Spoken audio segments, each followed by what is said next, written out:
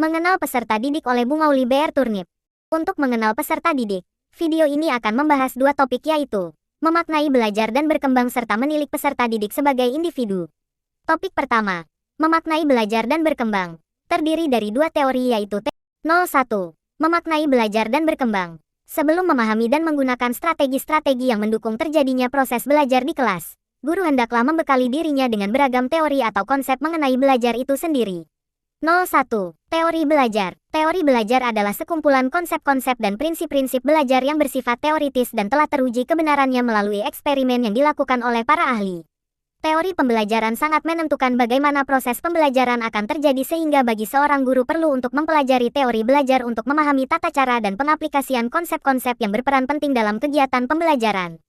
Pada dasarnya, setiap teori belajar memiliki tujuan yang sama, yaitu mewujudkan pendidikan yang mampu membekali peserta didik pengetahuan dan keterampilan untuk dapat bersaing dan terus mengikuti perkembangan zaman. Teori belajar merupakan hasil pemikiran-pemikiran yang terus berkembang sehingga bukan pemikiran yang terpisah atau terkotak-kotak. Teori belajar yang pertama, pengertian teori belajar behavioristik, teori yang berfokus pada perubahan perilaku peserta didik sebagai hasil dari proses pembelajaran. Menurut teori ini, perubahan perilaku peserta didik disebabkan oleh adanya interaksi antara stimulus dan respon. Stimulus tersebut berupa lingkungan belajar peserta didik, baik bersifat internal maupun eksternal, sedangkan respon merupakan reaksi fisik terhadap rangsangan stimulus yang diterima tersebut. Teori belajar ini menjelaskan bahwa belajar merupakan perubahan perilaku yang dapat diamati, diukur, dan dinilai secara konkret. Faktor lain yang dianggap penting oleh aliran behavioristik adalah faktor penguatan reinforcement. Penguatan adalah beragam hal yang dapat memperkuat timbulnya respon. Bila penguatan ditambahkan positif reinforcement, maka respon akan semakin kuat. Begitu juga bila penguatan dikurangi, negatif reinforcement, respon pun akan tetap dikuatkan. Ciri-ciri teori belajar behavioristik. Secara psikologi, teori belajar behavioristik juga dikenal sebagai sebuah teori pembelajaran yang berfokus pada tingkah laku sebagai hasil dari pengkondisian lingkungan. Adapun ciri-ciri teori belajar behavioristik adalah 1. Mementingkan pengaruh lingkungan. 2. Mementingkan bagian-bagian atau elementalistik. 3. Mementingkan peranan aksi. 4. Mengutamakan mekanisme terbentuknya hasil belajar melalui prosedur stimulus respon. 5. Mementingkan peranan kemampuan yang sudah terbentuk sebelumnya. 6. Mementingkan pembentukan kebiasaan melalui latihan dan pengulangan. 7. Memunculkan perilaku yang diinginkan sebagai hasil dari proses. Kelebihan teori belajar behavioristik. 1. Teori behavioristik mampu menumbuhkan kebiasaan para guru untuk bersikap jeli dan peka terhadap situasi dan kondisi belajar. Hal ini dikarenakan teori belajar behavioristik mementingkan pengaruh lingkungan dalam proses pembelajaran. 2. Teori behavioristik mampu membentuk suatu perilaku yang diinginkan dengan pengkondisian yang dilakukan. 3. Teori behavioristik mampu mengoptimalkan bakat dan kecerdasan peserta didik yang sudah terbentuk sebelumnya melalui kegiatan pengulangan dan pelatihan yang berkesinambungan. Menurut teori belajar behavioristik, kegiatan pengulangan dan pelatihan tersebut berfungsi sebagai proses penguatan untuk mengoptimalkan kemampuan peserta didik agar semakin terampil. 4. Teori behavioristik mampu menghasilkan suatu perilaku yang bersifat konsisten terhadap bidang tertentu. Hal ini dapat dicapai dengan menyusun materi ajar secara hierarkis dalam bentuk bagian-bagian kecil, dari yang sederhana sampai pada yang kompleks. 5. Teori behavioristik mampu mengganti stimulus yang satu dengan stimulus yang lainnya dan seterusnya sampai respons yang diinginkan muncul. 6. Teori behavioristik mampu membantu guru mengembangkan keterampilan belajar peserta didik yang meliputi berfokus pada kecepatan, spontanitas, dan daya tahan melalui praktik dan pembiasaan. 7. Teori behavioristik juga dapat diterapkan untuk anak yang masih membutuhkan dominasi peran orang dewasa, memerlukan pengulangan dan pembiasaan, berada pada tahapan suka meniru, dan membutuhkan bentuk-bentuk penghargaan langsung. Tentu saja hal ini dapat merujuk pada tahapan perkembangan dan kesiapan belajar anak. Kekurangan teori belajar behavioristik. 1. Teori belajar behavioristik cenderung membatasi kreativitas, produktivitas, dan imajinasi peserta didik. 2.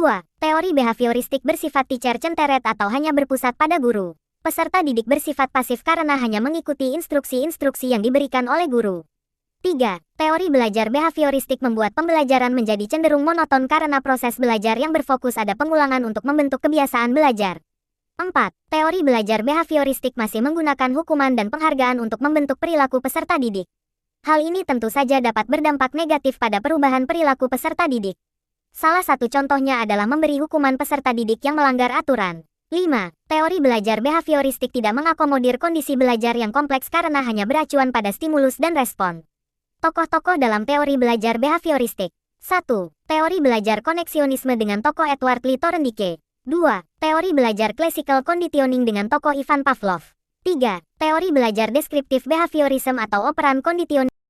Contoh penerapan teori belajar behavioristik di kelas. Beberapa kegiatan di kelas yang dapat dikategorikan sebagai penerapan teori belajar behavioristik antara lain sebagai berikut. 1. Guru menyusun materi atau bahan ajar secara lengkap, mulai dari materi sederhana sampai kompleks. 2. Guru lebih cenderung lebih mendominasi kegiatan pembelajaran dengan memberikan banyak instruksi selama mengajar. 3. Guru memberikan banyak pengulangan pembelajaran berupa latihan agar terbentuk perilaku atau pembiasaan seperti yang diinginkan. 4.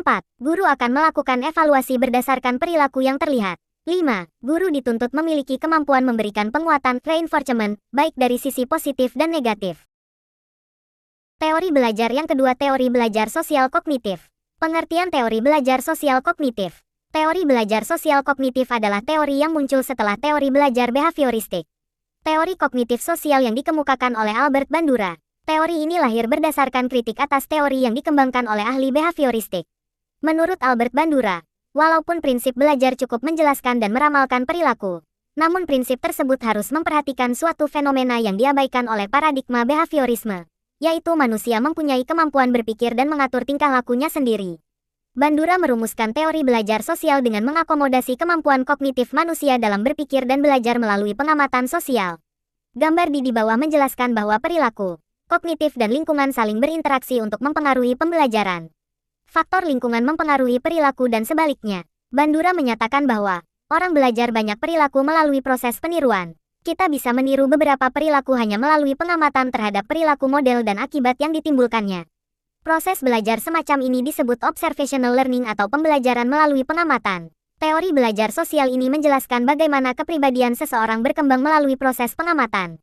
Modeling lebih dari sekedar peniruan atau mengulangi perilaku model, tetapi juga melibatkan penambahan dan atau pengurangan tingkah laku yang teramati, menggeneralisir berbagai pengamatan, sekaligus melibatkan proses kognitif. Ciri-ciri teori belajar sosial kognitif. Teori belajar sosial kognitif menekankan pada pentingnya proses mengamati, mencontoh, dan meniru perilaku, sikap, atau reaksi emosional orang lain dalam proses belajar. Berikut ini adalah ciri-ciri dari penerapan teori sosial kognitif dalam proses pembelajaran. 1. Teori sosial kognitif meyakini bahwa fokus utama pembelajaran adalah pengamatan dan peniruan. 1. Teori sosial kognitif memahami bahwa tingkah laku model contoh bisa dipelajari melalui bahasa, teladan, nilai, dan lain-lain. 2. Teori sosial kognitif beranggapan bahwa peserta didik dapat meniru suatu kemampuan atau perilaku dari kejadian yang dialami orang lain atau dari hal yang diperagakan oleh guru sebagai model. 3. Teori sosial kognitif menjelaskan bahwa peserta didik akan memperoleh kemampuan jika mendapatkan kepuasan dan respon rangsangan yang positif. 4. Teori sosial kognitif melibatkan berbagai proses pembelajaran yang meliputi memperhatikan, mengingat, dan meniru tingkah laku atau timbal balik yang sesuai, diakhiri dengan respon rangsangan positif. Tokoh-tokoh dalam teori belajar sosial kognitif. Albert Bandura merupakan salah satu tokoh utama yang mengembangkan teori belajar sosial, social learning theory. Teori ini menurut Albert Bandura adalah teori belajar sosial atau kognitif sosial serta efikasi diri yang menunjukkan pentingnya proses mengamati dan meniru perilaku, sikap dan emosi orang lain. Teori ini menjelaskan bahwa perilaku manusia dalam konteks interaksi tingkah laku timbal balik yang berkesinambungan antara kognitif perilaku dan pengaruh lingkungan. Contoh penerapan teori belajar sosial kognitif di kelas. Dalam menerapkan teori belajar kognitif, seorang guru perlu fokus pada proses berpikir peserta didik dan memberikan strategi yang tepat berdasarkan fungsi kognitif mereka. Melibatkan peserta didik dalam berbagai kegiatan, seperti memberikan waktu bagi mereka untuk bertanya, kesempatan untuk membuat kesalahan dan memperbaikinya berdasarkan hasil pengamatan, serta merefleksikan diri agar dapat membantu mereka dalam memahami proses mental. Di bawah ini terdapat beberapa contoh kegiatan yang dapat dilakukan seorang guru dalam pembelajaran kognitif. 1. Meminta peserta didik untuk merefleksikan pengalaman mereka melalui pembuatan jurnal atau laporan harian tentang kegiatan apa saja yang mereka. 2. Mendorong diskusi berdasarkan apa yang diajarkan dengan meminta peserta didik untuk menjelaskan materi pembelajaran di depan kelas dan ajak peserta didik lainnya untuk mengajukan pertanyaan. 3. Membantu peserta didik menemukan solusi baru untuk suatu masalah untuk mengembangkan cara berpikir kritis. 4. Meminta peserta didik untuk memberikan penjelasan tentang ide atau pendapat yang mereka miliki. 5. Membantu peserta didik dalam mengeksplorasi dan memahami bagaimana ide-ide bisa terhubung. Teori belajar yang ketiga, teori belajar konstruktivisme. Pengertian teori belajar konstruktivisme. Teori belajar konstruktivisme merupakan sebuah teori yang menempatkan peserta didik sebagai individu yang membangun pemahaman dan memahami informasi secara aktif sepanjang proses pembelajaran. Dalam sudut pandang ilmu psikologi, konstruktivisme dikenal sebagai pendekatan yang memandang bahwa setiap individu dapat membangun pemahaman serta pengetahuan mereka sendiri melalui berbagai pengalaman yang telah dimilikinya. Penerapan teori belajar konstruktivisme memandang bahwa belajar bukan hanya sekadar menerima secara pasif informasi yang disampaikan oleh guru. Dengan kata lain, teori belajar konstruktivisme memaknai pembelajaran sebagai proses pengonstruksian pengetahuan yang bersifat aktif dan personal. Tokoh-tokoh dalam teori belajar konstruktivisme. 1. Teori belajar konstruktivisme Jean Piaget. Pada pandangan konstruktivisme, pengetahuan tumbuh dan berkembang melalui pengalaman. Pemahaman berkembang semakin dalam dan kuat apabila selalu diuji oleh berbagai macam pengalaman baru. Menurut Piaget, manusia memiliki struktur pengetahuan dalam otaknya, seperti sebuah kotak-kotak yang masing-masing memiliki makna yang berbeda-beda. Pengalaman yang sama bagi seseorang akan dimaknai berbeda oleh masing-masing individu dan disimpan dalam kotak yang berbeda. Oleh karena itu, pada saat manusia belajar, sebenarnya telah terjadi dua proses dalam dirinya. 1. Proses organisasi informasi, yaitu proses ketika manusia menghubungkan informasi yang diterimanya dengan struktur-struktur pengetahuan yang sudah disimpan atau sudah ada sebelumnya dalam otak. Melalui proses ini, manusia dapat memahami sebuah informasi baru yang didapat, sehingga manusia dapat mengasimilasi dan mengakomodasi informasi atau pengetahuan. 2. Proses adaptasi, yaitu proses yang berisi dua kegiatan. Pertama, menggabungkan atau mengintegrasikan pengetahuan yang diterima oleh manusia, atau disebut dengan asimilasi. Kedua, mengubah struktur pengetahuan yang sudah dimiliki dengan struktur pengetahuan baru. Teori belajar konstruktivisme Vygotsky. Salah satu konsep dasar pendekatan konstruktivisme dalam belajar adalah adanya interaksi sosial individu dengan lingkungannya. Menurut Vygotsky, belajar adalah sebuah proses yang melibatkan dua elemen penting. Pertama, belajar merupakan proses secara biologi sebagai proses dasar. Kedua, proses secara psikososial sebagai proses yang lebih tinggi dan esensinya berkaitan dengan lingkungan sosial budaya. Munculnya perilaku seseorang adalah karena keterlibatan dua hal tersebut. Pada saat seseorang mendapatkan stimulus dari lingkungan, ia akan menggunakan fisiknya berupa alat indera untuk menangkap atau menyerap stimulus, kemudian menggunakan saraf otak untuk mengolah informasi yang sudah diterima. Keterlibatan alat indera dalam menyerap stimulus dan saraf otak dalam mengelola informasi merupakan proses secara fisik psikologis sebagai elemen dasar dalam belajar. Pengetahuan yang telah ada sebagai hasil dari proses elemen dasar ini akan lebih berkembang ketika mereka berinteraksi dengan lingkungan sosial budaya mereka. Oleh karena itu, Vygotsky menekankan pentingnya peran interaksi sosial bagi perkembangan belajar seseorang. Pemikiran Vygotsky yang sangat berarti dalam konsep pendidikan salah satunya adalah Zone of Proximal Development (ZPD) atau zona perkembangan proksimal. ZPD merupakan suatu tingkat yang dapat dicapai oleh seorang anak ketika ia melakukan perilaku sosial. Zona yang dimaksud di sini diartikan sebagai seorang anak yang tidak dapat melakukan sesuatu sendiri tetapi memerlukan bantuan kelompok atau orang dewasa. ZPD dipercaya sebagai salah satu langkah untuk membangun suasana belajar yang efektif. Ide dasar lain dari teori belajar Vygotsky adalah scaffolding. Scaffolding adalah memberikan dukungan dan bantuan kepada seorang anak yang sedang pada awal belajar, kemudian sedikit demi sedikit mengurangi dukungan atau bantuan setelah anak mampu untuk memecahkan masalah dari tugas yang dihadapi. Contoh penerapan teori belajar konstruktivisme di kelas. 1. Contoh pertama yaitu mendorong kemandirian dan inisiatif peserta didik dalam belajar. Dengan menghargai gagasan atau pemikiran peserta didik serta mendorong peserta didik berpikir mandiri, berarti guru telah membantu peserta didik menemukan identitas intelektual mereka. Para peserta didik yang merumuskan pertanyaan-pertanyaan dan kemudian menganalisis serta menjawabnya berarti telah mengembangkan tanggung jawab terhadap proses belajar mereka sendiri serta menjadi pemecah masalah problem solvers. 2. Contoh kedua, guru mengajukan pertanyaan terbuka dan memberikan kesempatan beberapa waktu kepada peserta didik untuk merespon. Berpikir reflektif memerlukan waktu yang cukup dan seringkali atas dasar gagasan-gagasan dan komentar orang lain. Cara-cara guru mengajukan pertanyaan dan cara peserta didik merespon atau menjawabnya akan mendorong peserta didik mampu membangun keberhasilan dalam melakukan penyelidikan atas informasi yang diterimanya. 3. Mendorong peserta didik berpikir tingkat tinggi, higher order thinking. Guru yang menerapkan proses pembelajaran konstruktivisme akan menantang para peserta didik untuk mampu menjangkau hal-hal yang berada di balik respon faktual yang sederhana. Guru mendorong peserta didik untuk menghubungkan dan merangkum konsep-konsep melalui analisis. Teori belajar yang keempat, teori belajar humanistik. Pengertian teori belajar humanistik. Teori humanistik atau sering juga disebut sebagai teori belajar humanistik adalah satu dari beberapa teori belajar yang sering digunakan oleh guru maupun tenaga pengajar lainnya. Secara garis besar, Teori ini bertujuan untuk menghasilkan hal baik bagi kemanusiaan supaya bisa mencapai aktualisasi diri dan membuat individu mampu mengenali dirinya sendiri. Salah satu ide yang penting dalam pendidikan berbasis humanistik adalah peserta didik harus mempunyai kemampuan untuk mengarahkan sendiri perilakunya dalam belajar, self-regulated learning, apa yang akan dipelajari dan sampai tingkatan mana, kapan, dan bagaimana mereka akan belajar.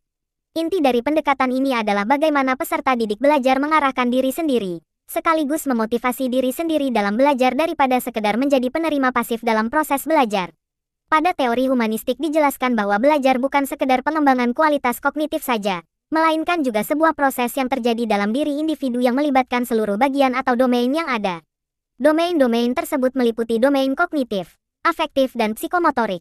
Dengan kata lain, pendekatan humanistik dalam pembelajaran menekankan pentingnya emosi dan perasaan, komunikasi yang terbuka antara peserta didik dengan guru maupun sebaliknya, serta nilai-nilai yang dimiliki oleh setiap peserta didik. Pada prinsipnya, tujuan teori belajar humanistik adalah memanusiakan manusia, sehingga seorang individu bisa lebih mudah dalam memahami diri dan lingkungannya untuk mencapai aktualisasi diri. Berdasarkan teori ini, seorang pendidik harus mampu mengarahkan, menjadi fasilitator, tanpa ikut campur terlalu mendalam pada proses pengendalian diri peserta didik, sehingga diharapkan bisa tercapai tujuan pembelajaran.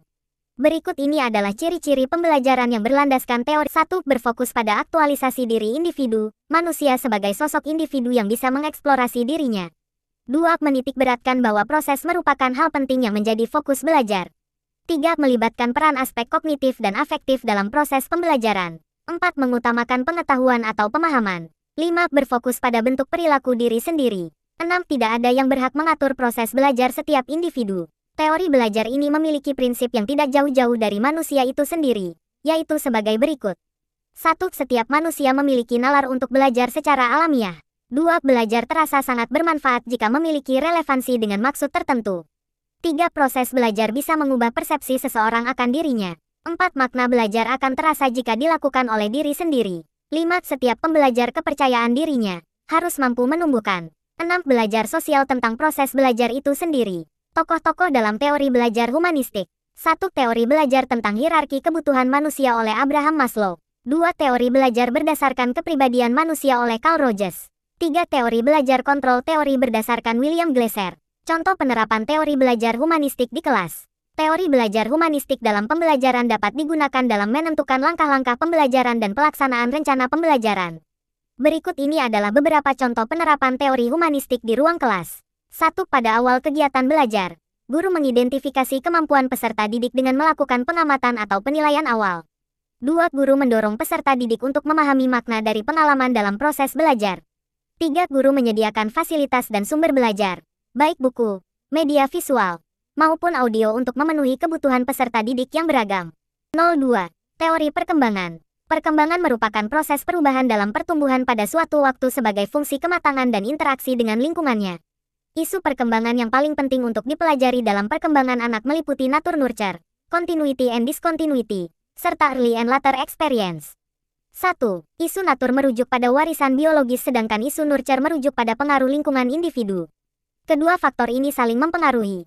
Kita tidak bisa menentukan faktor mana yang paling besar mempengaruhi seorang individu. Genetika dan lingkungan bekerja sama dalam membentuk inteligensi anak, sifat, kesehatan, kemampuan membaca, dan banyak lagi. 2. Isu perkembangan continuity and discontinuity berfokus pada kemampuan anak yang berkembang secara berangsur-angsur atau justru bertahap. Beberapa psikolog perkembangan yang lebih menekankan pada faktor nurture biasanya mendeskripsikan perkembangan itu berangsur-angsur, sedangkan psikolog perkembangan yang lebih menekankan faktor natur percaya bahwa perkembangan anak itu adalah rangkaian dari tahap. Contohnya, kata pertama yang diucapkan anak terasa seperti hal yang tiba-tiba, discontinuity, padahal hal tersebut juga merupakan hasil dari pertumbuhan dan praktik selama berminggu-minggu bahkan berbulan-bulan. 3. Isu early and later experience. Isu perkembangan ini adalah faktor utama dari perkembangan anak terutama dalam masa pertumbuhan. 01. Perkembangan fisik. Perkembangan fisik individu mencakup beberapa aspek. Di antaranya, 1. Sistem saraf yang sangat mempengaruhi perkembangan kecerdasan dan emosi. 2. Otot-otot yang mempengaruhi perkembangan kekuatan dan kemampuan motorik. Dan 3. Kelenjar endokrin yang menimbulkan munculnya pola perilaku baru. Perkembangan fisik masa bayi. Masa bayi mempunyai gerakan spontan atau refleks yang mendominasi gerakan yang terus-menerus berkembang. Perkembangan fisik masa kanak-kanak. Individu mulai menunjukkan perubahan terhadap pola kehidupannya dalam sikap, nilai dan perilaku. Mereka dapat memperhatikan gerakan-gerakan secara cermat, rumit, dan kompleks sehingga individu juga dapat melibatkan diri dalam aktivitas permainan olahraga yang bersifat universal, serta dapat mengembangkan pola permainan dan mentaati peraturan-peraturan yang ada. Perkembangan fisik masa remaja, perkembangan fisik masa dewasa, 02, perkembangan kognitif. Piaget 1954 mengusulkan bahwa terdapat 4 tahapan perkembangan kognitif, yaitu tahap sensori motorik lahir 2 tahun, tahap praoperasional 2-7 tahun, tahap operasional konkret 7-11 tahun. Tahap operasional formal 11-15 tahun. 03. Perkembangan sosial emosional. Teori ekologi Bronfenbrenner. Teori yang berfokus pada konteks sosial yang mempengaruhi kehidupan individu sehingga turut mempengaruhi perkembangan mereka. Bronfenbrenner mengungkapkan bahwa perkembangan manusia dipengaruhi oleh konteks lingkungan. Hubungan timbal balik antara individu dengan lingkungan yang akan membentuk tingkah laku individu tersebut. Bronfenbrenner membagi konteks sosial atau lingkungan menjadi 5 sistem yaitu mikrosistem, mesosistem, ekosistem, makrosistem, dan teori perkembangan rentang hidup Erikson. Teori Erikson memandang perkembangan kehidupan masyarakat secara bertahap rentang hidup. Terdapat 8 tahap perkembangan yang harus dilalui individu sepanjang rentang kehidupannya. Pada setiap tahapan, seorang individu akan menghadapi sebuah konflik yang harus dihadapi dan diselesaikan agar kita memiliki perkembangan yang normal. Tahap 1. Usia 0-1,5 tahun. Konfliknya kepercayaan versus ketidakpercayaan. Tahap 2. Usia 1,5-3. Konfliknya otonomi versus rasa malu. Tahap 3. Usia 3-5. Konfliknya inisiatif versus rasa bersalah. Tahap 4. Usia 5-12. Konfliknya industri versus inferioritas. Tahap 5. Usia 12-18. Konfliknya identitas versus kebingungan peran. Tahap 6. Usia 18-40. Konfliknya keintiman versus isolasi. Tahap 7. Usia 40-65. Konfliknya generativitas versus stagnansi. Tahap 8. Usia 65 ke atas. Konfliknya integritas ego versus keputusan. Perkembangan moral. Perkembangan moral adalah tentang aturan dan konvensi berinteraksi antara orang-orang. Aturan-aturan ini dapat dipelajari dalam 3 domain, kognitif, perilaku, dan emosional. Masalah utama dalam domain kognitif adalah bagaimana siswa berpikir mengenai alasan atau aturan untuk perilaku etis. Dalam domain perilaku fokusnya adalah pada cara siswa benar-benar berperilaku, bukan pada moralitas pemikiran mereka. Sementara itu, dalam domain emosional penekanannya adalah pada cara siswa merasa secara moral. Lawrence Kohlbeck menekankan bahwa perkembangan moral merupakan penalaran moral yang terjadi secara bertahap atau bertingkat. Kohlbeck membagi perkembangan moral menjadi 3 tingkatan yang tersusun atas 6 tahap sebagai berikut. Tingkat 1. Prakonvensional. Terdiri dari tahap 1. Orientasi hukum dan ketaatan dan tahap 2. Individualisme dan tujuan. Tingkat 2. Konvensional. Terdiri dari tahap 3. Norma-norma interpersonal dan tahap 4. Moral sistem sosial. Tingkat 2. Konvensional. Terdiri dari tahap 3. Norma-norma interpersonal dan tahap 4. Moral sistem sosial. Tingkat 3. Pasca konvensional. Terdiri dari tahap 5. Hak-hak masyarakat versus hak-hak individu dan tahap 6. Prinsip-prinsip etik universal. 2. Menilik peserta didik sebagai individu yang unik. Pendidik sangat dianjurkan untuk dapat membuat profil dari peserta didiknya sesuai dengan tujuan pembelajaran di kelas. Hal ini akan membantu Anda sebagai pendidik untuk dapat mengelola kelas serta memberikan pengajaran dengan lebih baik apabila Anda berhasil memetakan kondisi para peserta didik di kelas yang Anda ampu. Karakter peserta didik diartikan sebagai ciri, tabiat, watak, dan kebiasaan yang dimiliki oleh murid yang sifatnya relatif tetap atau dapat diartikan sebagai keseluruhan pola kelakuan atau kemampuan yang dimiliki peserta didik sebagai hasil dari pembawaan dan lingkungan. Pemahaman karakteristik peserta didik sangat menentukan hasil belajar yang akan dicapai, aktivitas yang perlu dilakukan, dan asesmen yang tepat bagi peserta didik.